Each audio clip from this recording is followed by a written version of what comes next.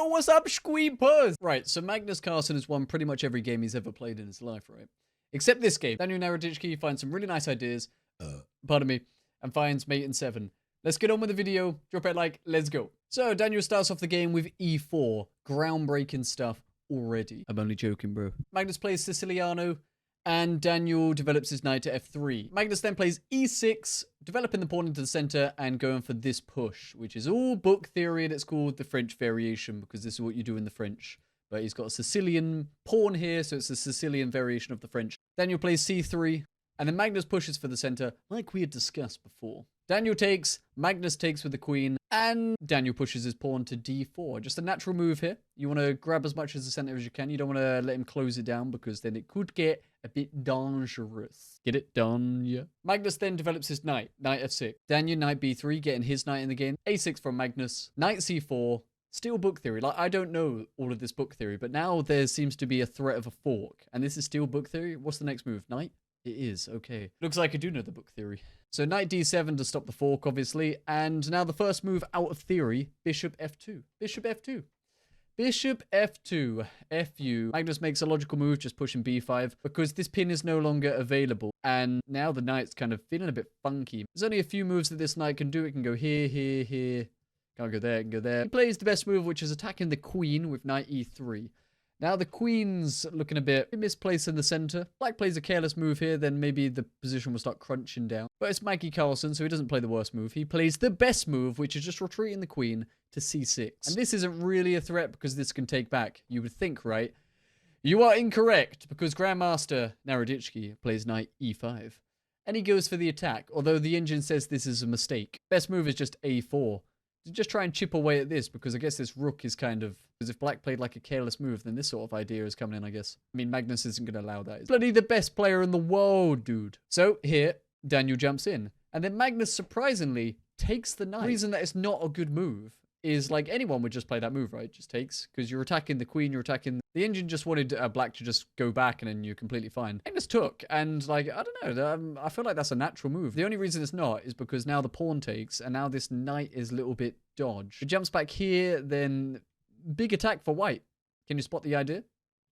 Boom. And then this is kind of a bit awkward to defend. So Magnus doesn't play that and go into that. Instead, he goes knight d5, which is the best move. Take, he could castle, he could get this bishop off the starting square. Instead, he just goes for a nice little pin, which is nice, with bishop f3. So now this is pinned, and he's got 3 attackers, so he's kind of threatening to win a pawn, because once takes... Magnus kind of has to do something about this, because Daniel's put him in a tricky position. So Magnus plays the logical move, which is just backing up this square one more time with bishop. So now he's got 1, 2, 3 defenses against 1, 2, 3 attackers. Always count how many attackers and defenders there are. Daniel sees this position. He doesn't really have a move right now, so he plays a nice calm move. Castle, get safe. Now, white's castled. White has like a bit of an attack. Maybe this pawn's coming in at one point. And it looks okay. Black sees all these pins and stuff, and then he counter pins him.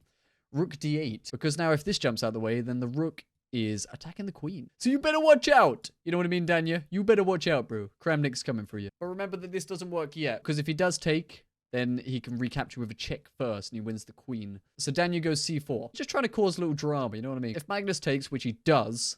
Now the knight's jumping in. This square is kind of looking a bit vulnerable. This square's now protected. This is still there. This is still there. There's a lot of tension in the position, you know? There's a lot of tension. It's like if you put Daniel and Kramnik in the same room together and gave them like Mario Kart on the Wii to play against each other. You know, it's something like that. Like there's a lot of tension in the room. Magnus sees all this tension and he just plays bishop e7. Getting ready to castle, getting his last piece in the game. Daniel doesn't want to allow the castle just yet and he plays knight a5, which is nice because now he's getting a fork of these 2 pieces. So it's kind of a fork. And this knight wasn't contributing towards the attack on d5.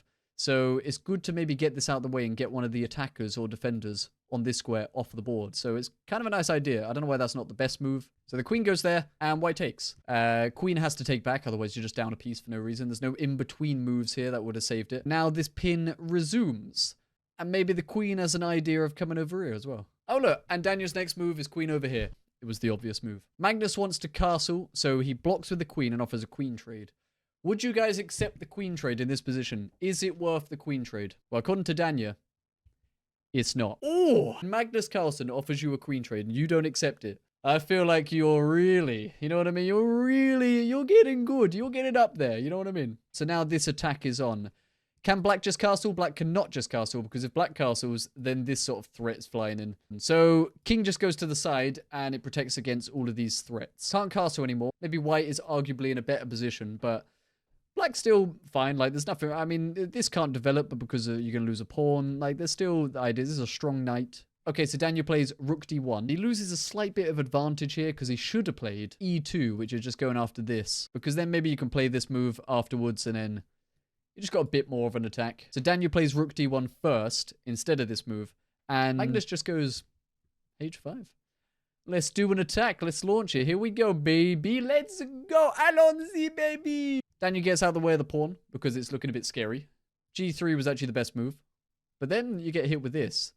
And then you just go back. That's what the engine wants. You know, sometimes I don't like these engine lines. I feel like it's not human at all. And then Magnus pushes another pawn. g6. Just nice and chill. Nice and chill, dude. You know what I mean? Magnus is thinking at this stage, I'm going to play this slowly, strategically, and we're going to make this nice, and we're going to grind this guy out. The mid game, his plan is just play it slow. Daniel then plays bishop e2, which is the move that he should have played before.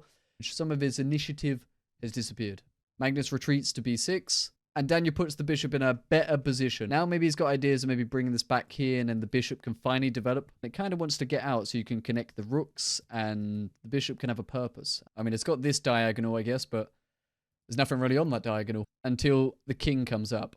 Now the king is in the game. Kind of like in black a bit more here now. You know when you change the board over sometimes, you look at it and you're like, oh yeah, I kind of like this position. So now Daniel has to come up with a new plan, and his new plan is queen e2 to go after this pawn in the corner here, e6, which is easily stopped by just a5. Daniel goes rook d3. Magnus just plays like a kind of chill waiting move, sort of move, like a queen c6. Like, it's not really attacking anything, it's not really doing much. Daniel plays rook f3, just blocking any future ideas that the queen had about the diagonal here, and also maybe setting up some ideas of his own. Magnus goes after the bishop, which is just stranded on c4, kind of losing its purpose. Now maybe the move of this could be played, but it's not played. Daniel just drops it back. The reason that's a mistake is because now Magnus kind of has this, which is just getting a bit uncomfortable for white. Because now he has to drop back again, which is what Daniel does. And now black is on the attack. Okay, now Magnus has a solid square that he should probably put a piece to, and he decides to put his knight there. Best move is actually to put his rook there, because now the position is solid, and this rook, this is about to be doubled up. But he puts his knight there, which, I don't know, it seems fine. There's nothing wrong with that at all. And then Daniel plays a3, stopping the knight from jumping in and attacking this bishop again. And then smart move by Magnus, c3. Like, if he did just take this, then this sort of idea is coming in, and it's looking really uncomfortable for white. So Daniel plays b3. Best move is just e4 still, which he really likes this e4 move, and there's an idea behind this that you'll see very soon. So Daniel pushes the pawn. Magnus tries to double up his rooks. Computer just wants, of course, stockfish moves like h4. Just get the pawns. Just come on, just push the pawns. F off, you robot, bruv. And now finally, Daniel plays queen e4. Ooh, can you see the idea here? Can you see the idea? It's so cool. It's such a good idea. And if Magnus plays one move that doesn't stop this idea, then it's literally game over. What does Magnus play? Queen c7. And now the idea is completely working. It's force mate in 7. He had to play a move like d8. He also could have just played c7 or b7. Any of these moves worked. But Magnus played kind of one of the only moves that did not work. Queen c7. It's a forced mate in 7. And you bet your buttered, beautiful booty, I don't know why it's covered in butter, that Daniel Naroditsky spots this bad boy. He's a beast. And how did he get this brilliant move? He sacked the... Get Levy on the screen. Brilliant! Why is it a brilliant move? Because king's only move is to take. If you play that, it's just mate in 1.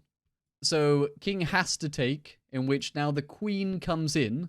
King's only move, sacrifice the bishop, trade off the bishop for the rook. Only move, otherwise checkmate. Check. King's got 3 moves now. If he goes here, check, only move, check, mate. If the king goes here, the same sort of thing. The bishop comes in, king's only move. This kind of the same thing. It's still the same result. Check. You may be thinking, can't the king just go over here? He can, but he's still getting mated. Ain't no escaping it. That's so nice. Daniel Naroditsky, you beast. Amazing. Looking at the accuracy for this game, Daniel Naroditsky played 95% against Magnus's 88.8. Played at a 3400 level. 3400? It was just this one idea. Magnus playing that, and then the whole game's over. Drop a like, have a good day, and see you in the next one. Bye.